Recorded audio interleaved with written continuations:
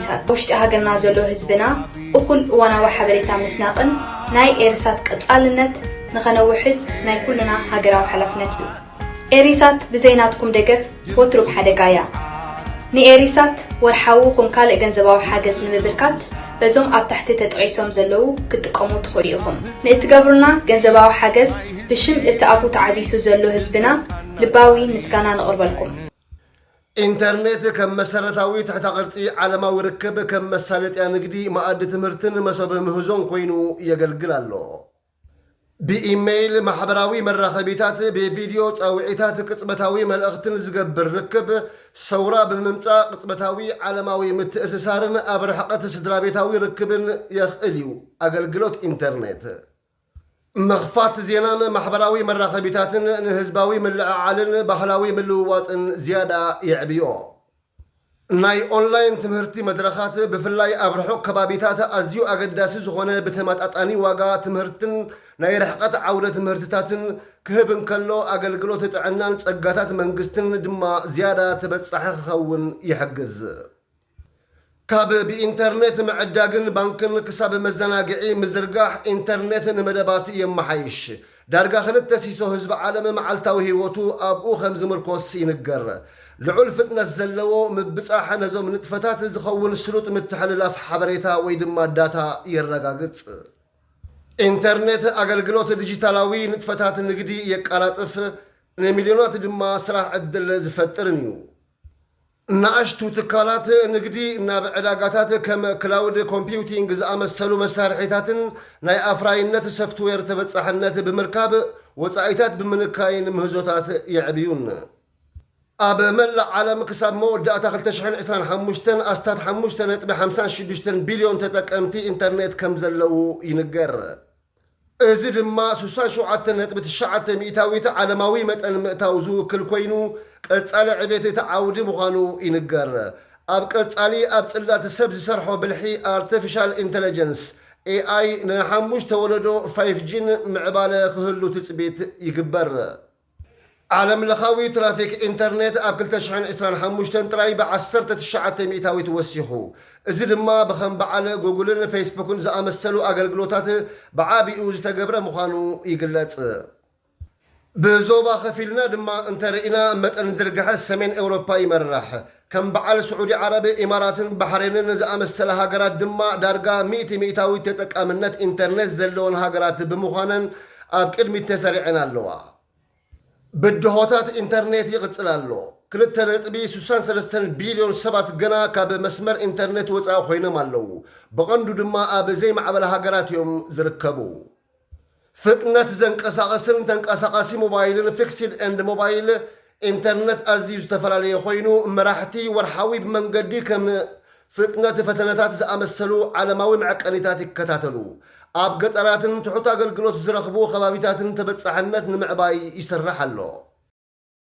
ኣብ 2025 ዘጋጠመ ምቁራጽ ኢንተርኔት ዕንወት ገመድ መጥቃዕቲ ሳይበር ጉዳይ ሓይሊ ኤሌክትሪክን ምዕፃው ብመንግስትን ዝመንጨወ ኮይኑ ብዙሕ ሳዕቤን ኣብፅሑ እዩ።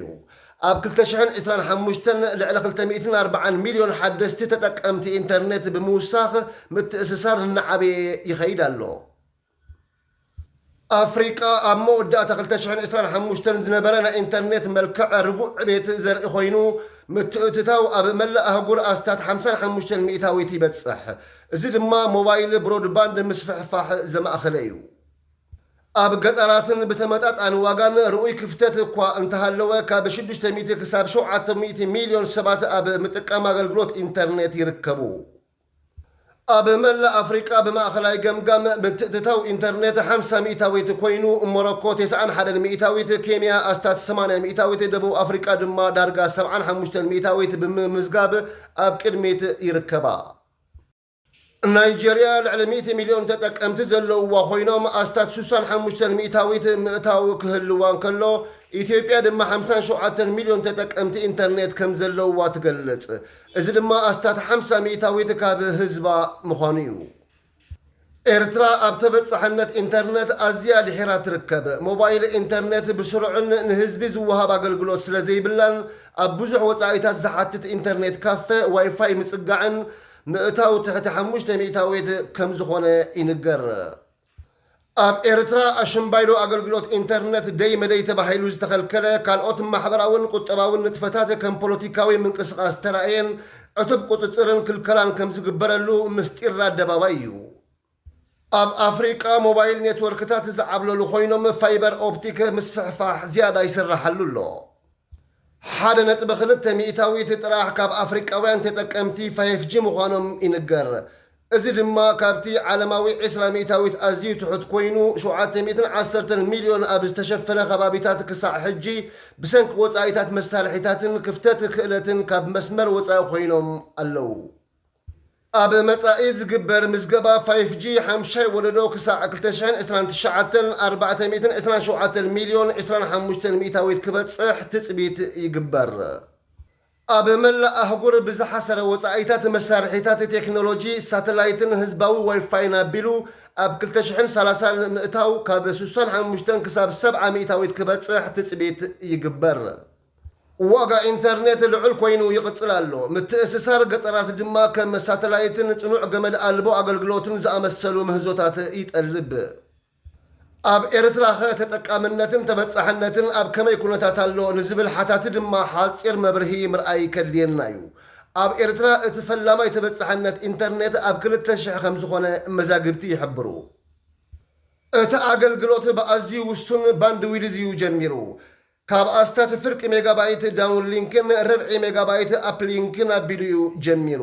ብመንግስቲ ዝውነን ኮርፖሬሽን ኣገልግሎት ቴሌኮሙኒኬሽን ኤርትራ ኤሪቴል ብዝመሓደር ሳተላይት መሰረት ዝገበረ 2G ቴክኖሎጂ እዩ ዝቐርብ።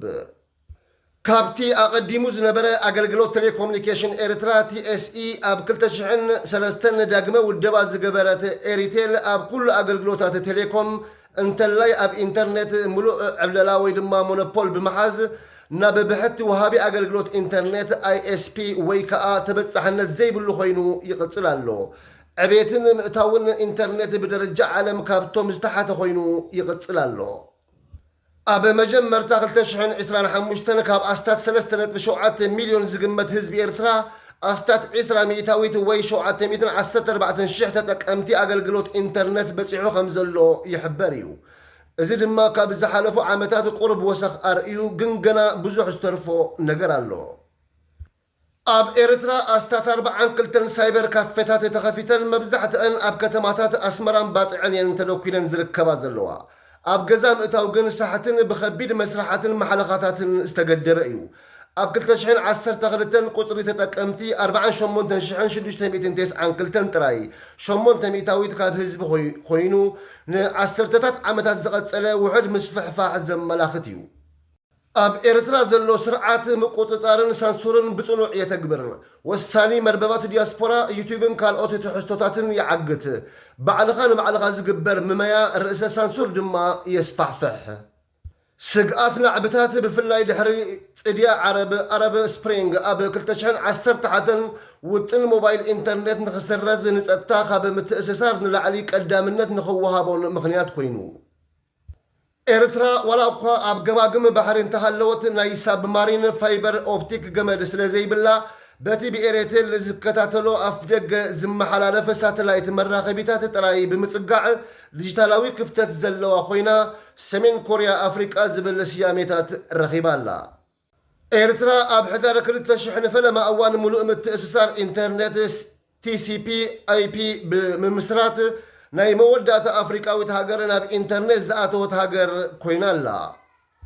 ካብ 13 ሕዳር 2000 ዝወፀ ጸብጻብ BBC ኢንተርኔት ቅድሚ 4 ዓመት ንመጀመርታ ግዜ ድሕሪ ምቕራቡ ንኽመጽእ ዓመታት ከም ዝወሰደ ኣመልኪቱ እዚ ደንጉዩ ምቕባል ድሕሪ ናጽነት ካብ ዝነበሩ ብድሆታት ትሕተ ቅርጽን መንግስታዊ ቁፅፅርን ብመንገዲ ኤርቴል ዝመንጨወ እዩ። ኤርትራ እቲ ፈላማይ ኣገልግሎት ምትእስሳር ኢንተርኔት ኣብ ርእሰ ከተማ ኣስመራ እዩ ተኣታትዩ።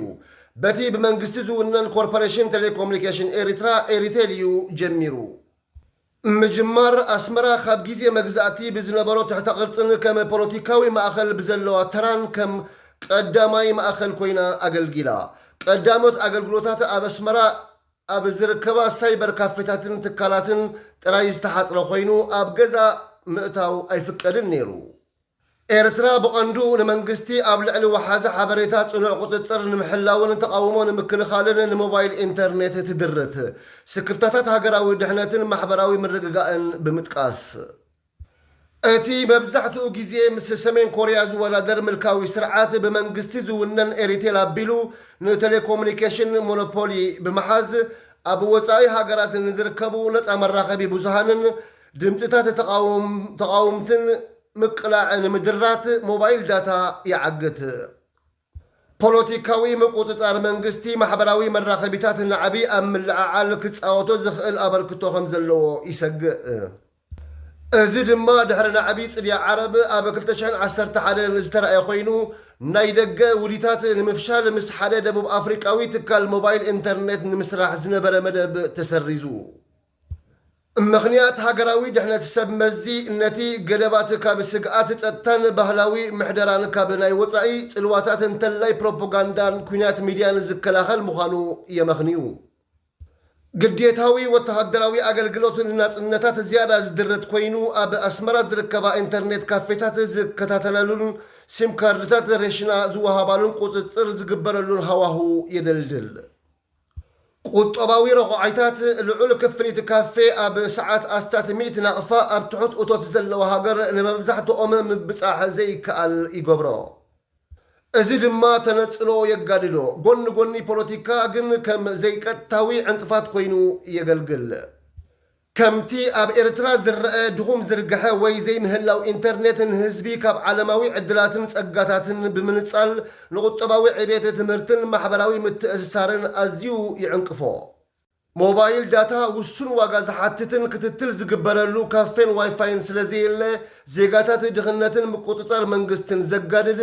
ዘይተኣማመንን ዝሕቱል ዝበለ ምትእስሳርን የጋጥሞም እዚ ዲጂታላዊ ተነፅሎ ምስ ከም በዓል ኢትዮጵያ ዝኣመሰላ ጎረባብቲ ሃገራት ዘሎ ጋግ የስፍሕ ዞባዊ ምዕባለ ቀርኒ ኣፍሪቃ የደናጉዮ ሕፅረት ኢንተርኔት ናብ ዲጂታላዊ ባንኪ ኢኮሜርስን ዓለማዊ ዕዳጋታትን ተበፃሕነት ይዓግት ቁጠባታት ኣብ ዘይወግዓዊ ዓውድታት ተፀጊዖም ይፀንሑን ብቴክኖሎጂ ዝምራሕ ዓውድታት ስራሕ ምፍጣር ይድርቱን ሰፊሕ ኣብነት ኣፍሪቃ ከም ዘመልክትዎ ድኹም ተበፃሕነት ንሞባይል ክፍሊትን ብኢንተርኔት ዝግበር ንግድን ብምድራት ዕቤት ውሽጣዊ ፍርያት ሃገር ይንክዮ ተምሃሮ ኣብ ፍልፍል ኢንተርኔት ዝርከብ ጸጋታት ቨርቹዋል ትምህርትን ዓለማዊ ምክፍፋል ፍልጠትን ይናፍቑ እዚ ድማ ትሑት ክፍተት ምፅሓፍን ምንባብን ክእለትን ይቐፅል ኣብ ኤርትራ ዘሎ ትሑት ተበፃሕነት ማለት ዋላ መሰረታዊ ምርምር ኣብ ዝከታተል ካፌ ምትእስሳር ንምፅዓን ደቃይቕ ይወስድ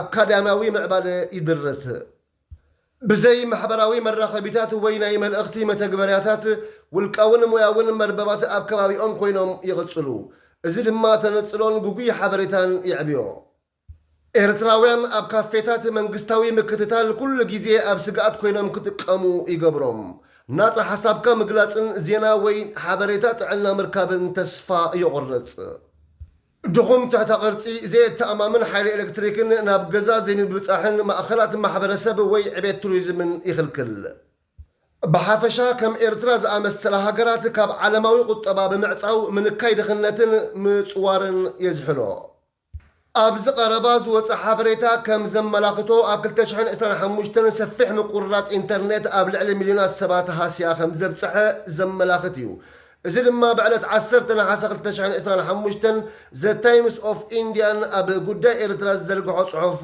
ህያው ኣብነት እዩ ኤርትራ ብዲጂታላዊ ዝተነፀለት ሃገር ኮይና ኣዝዩ ድሩት ኣገልግሎት ኢንተርኔት ብዘይ ሞባይል ዳታ ከምኡውን ዝተገደበ ማሕበራዊ መራኸቢታት ትቃለስ ኣላ ይብል ፍሉይ ኩነታት ኤርትራ ካብ ጽኑዕ ፖለቲካዊ ቁፅፅርን ንትምህርቲ ርክብን ቁጠባዊ ዕብየትን ዝጸሉ ቁጠባዊ ብድሆታት ዝምንጭ እዩ ኣብዚ ሎሚ እዋን ዓለም ብመንገዲ ዲጂታላዊ መላግቦ ትተኣሳሰር ኮይና ብዘይ ኢንተርኔት ምንባር ዝብል ኣምር ወይ ሓሳብ ዳርጋ ዘይከኣል ይመስል ኣሎ ኤርትራ ብዓቢኡ ዳርጋ ምትእስሳር የብላን ኣዝዩ ድሩት ኣገልግሎት ኢንተርኔት ሞባይል ዳታ ዳርጋ ንዜጋታታ ዝኸውን ናይ ሚድያን ኤቲኤምን መሳለጥያታት የብላን ኢሉ በዚ ከዓ ኣብ 21 ክፍለ ዘመን ማዕረ ክንደይ እቲ ህዝቢ ሃስያ ይበፅሖ ከም ዘሎ ምግማት ኣይፀግምን ካልኦት ሃገራት ብዘይ ገደብና ተጠቀሙን ከለው ንመዓልታት ወይ እውን ሰዓታት ተቋሪጹ ከቢድ ዕንወት እንተብፂሑ ሓፈሻዊ ተገዲቡ ዘሎ ህዝቢ ኤርትራ ደኣ